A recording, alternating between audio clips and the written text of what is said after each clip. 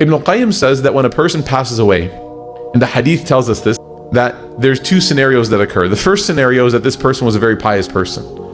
And in that moment, when the angel of death arrives into their vicinity, into their environment, this person was very pious. The angel of death does not show up with the black Moroccan thobe and the giant sickle. No, the angel of death shows up like a handsome, beautiful, just soothing, pleasant individual. And the Hadith says that the room smells like musk.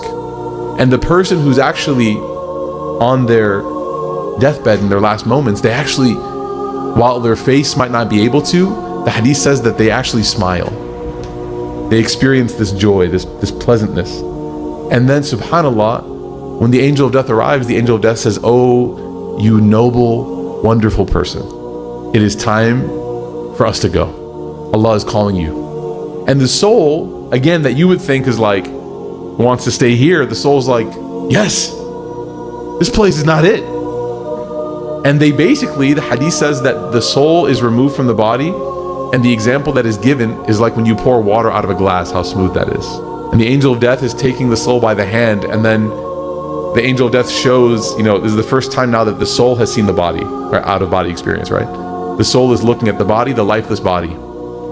And then the angel starts to ascend the heavens, and you start going above even the base sky that we see as the highest, right? And you go throughout the heavens. And the Hadith says that on the way up, there are crowds and like just immense crowds of malaika, of angels. And for the righteous soul, for the good soul, the angels are like fangirling over you. Oh my God, is that him? I saw him last Ramadan. He usually prays 2 rak'ah, he prayed 4. Right? He said he was going to finish a mushaf. Miskeen, he barely started, right? But he tried. And they're like singing your praises the entire way up. And all you hear are like people like celebrating your life. Like celebrities, like a person who watched your top 10. And then the angel of death takes you all the way, and Allah Ta'ala gives permission for you to enter into the veranda, the balcony of what will then give you a view into paradise. And Allah gives you in that moment, the righteous soul, special permission to look at your reward in paradise, your abode, your home, what you spent your whole life building. That's your moment. And you get to see your neighbors, and you get to see everything. And the soul looks in disbelief and says, "That mine?" And the angel of death says, "What?"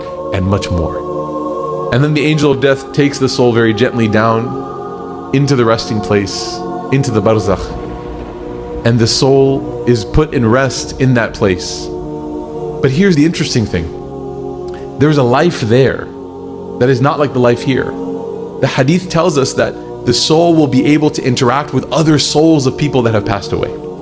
So if somebody, for example, lost their spouse and then they passed away, they're reunited. They get to have dinner again. And this time nobody has to cook. Or if you missed your mom or your grandmother and you pass away, now you're reunited. Or if you lost a child, now you get to raise that child in the akhirah. And the souls get to spend time together. And it's basically the best waiting room you could ever imagine.